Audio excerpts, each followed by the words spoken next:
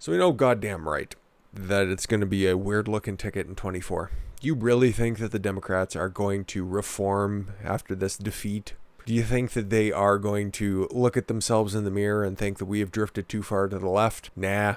You know what happened after 2016? They just doubled down harder, and we ended up with what? Kamala Harris and all of her progressive voting history, and everybody up there voting for free healthcare for illegal aliens. It's just insane, and I don't anticipate it to be anything different after, what the fuck happened around this time.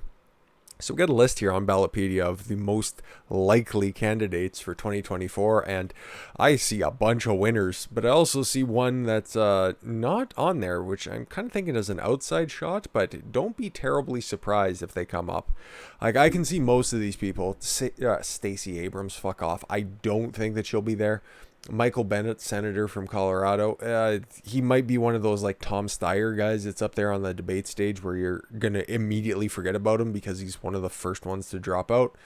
Andy Beshear, yeah, exactly the same thing. Governor from Kentucky, listen, he is hated. And we'll just get this one out of the way. Gretchen Whitmer, like, they should probably just get rid of this anyways.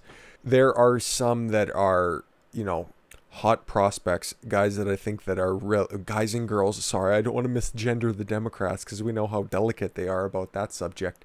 There are some very obvious picks I can see here coming down to the final stretch.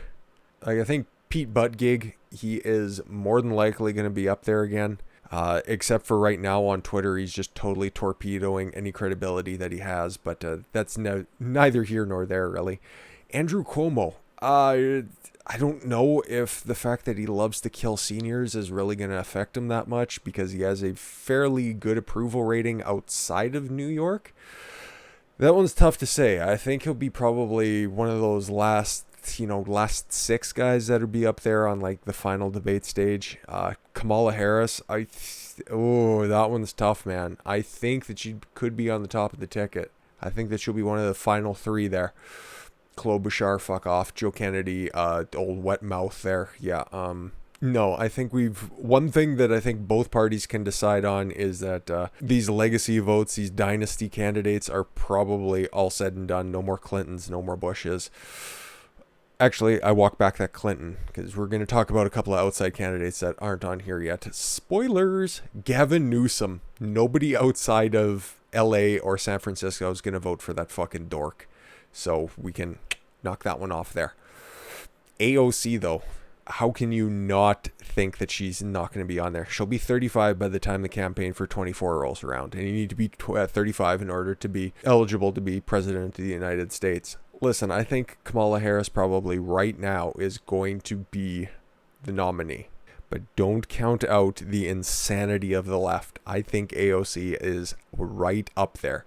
I think we could be looking at a Kamala Harris AOC ticket. It won't do a fucking thing, but I think of the candidates that they have up there, it's pretty likely. Now, you take a look into the business and executive figures, well, whatever, the fucking outsiders. They got Oprah and Andrew Yang. Andrew Yang is another sellout. If people try to back him again like they did with Bernie Sanders this time around, where Bernie sold out in 2016 and then did the exact same thing, no refunds in 2020, you'd just be back in Bernie slanders. But Oprah's a weird one. Okay, are they going to try to copy what happened with Trump here and run an Oprah ticket? I could definitely see that. And could Oprah run with like a Klobuchar as a VP? I think that one's very likely. Now, there's two big names on there that I think could definitely come into it. This is way too early to do any kind of hard concrete evidence, but I think that you got to look at The Rock, because it was so weird for him to come out and endorse Biden. That came out of total left field. And if they want to replicate the success that Trump had, listen, okay, you take a little bit of a deeper look into that. There are some parallels there. The Rock, for his credit, went from being flat fucking broke, $7 in his pocket, to creating a multimedia empire, and the fucking Dems love Hollywood. So do you think that that's too far out there? He's the most electrifying man in all of entertainment, so he can definitely captivate an audience. He'd be able to draw those Trump-sized rally crowds without a doubt, 100%. What could they actually hit him on? Like, would they actually bring out old Fed footage where he's, you know, giving the rock bottom or telling Stephanie McMahon she's a trash bag hoe? Like, okay. Would they run that as an actual attack ad? I don't know, maybe. But I think The Rock's going to be up there.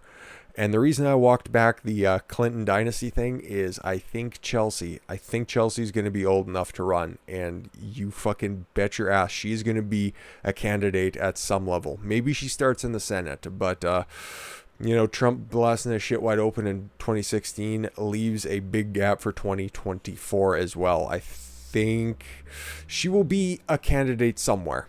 I think it's more likely, if we look at the strict politicians, we'll see a Harris AOC ticket, or we could see an AOC, one of her fellow squad member tickets, ones that don't end up shit in the bed here in the upcoming election, in the midterms. Yeah. How about Oprah and The Rock? Or maybe Oprah, Gavin Newsom? It'll be something like that. I think that there are a few standout candidates. Pete Buttigieg, Kamala Harris again, AOC, and you can't count out The Rock. I think he's going to be on that fucking ticket. But anyways, guys, that's a way too early predictions video. And I said that I'd come back to this when I originally did my 2024 Republican guess, which I'm going to have to come back and revisit too, because I think that it's a very, very different situation that's happening over there. But yeah, lock me down for The Rock doing something in 2024. Anyways, guys, thank you all very much for the gift of your time. I've been Don Consuelo. I want you guys to follow your gut and get after it. Take care, everyone.